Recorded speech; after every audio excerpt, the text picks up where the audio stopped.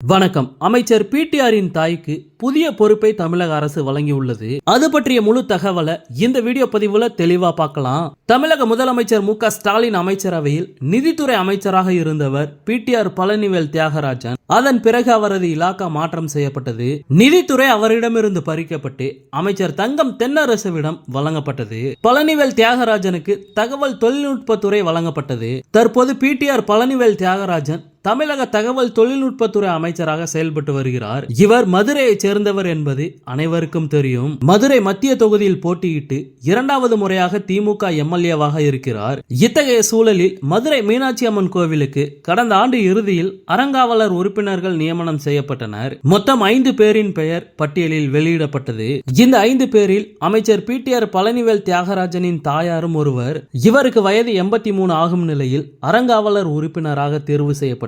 மேலும் இவர்கள் அனைவரும் டிசம்பர் 1ஆம் தேதி அறங்காவலர் உறுப்பினர்களாக பதவியேற்றனர். அப்போதே அறங்காவலர் குழு தலைவர் தேர்வு செய்யப்படுவார் என எதிர்பார்க்கப்பட்டது.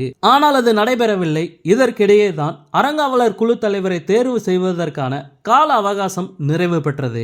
இதனால் அரசே அறங்காவலர் குழு தலைவரை தேர்வு செய்யும் என கூறப்பட்டது. அதன்படி தற்போது அமைச்சர் பிடிஆர் பழனிவேல் தியாகராஜனின் தாயார் ருக்மணி அவர்கள் போட்டியின்றி மதுரை மீனாட்சி அம்மன் கோவில் அறங்காவலர் குழு தலைவராக தேர்வு செய்யப்பட்டுள்ளார்.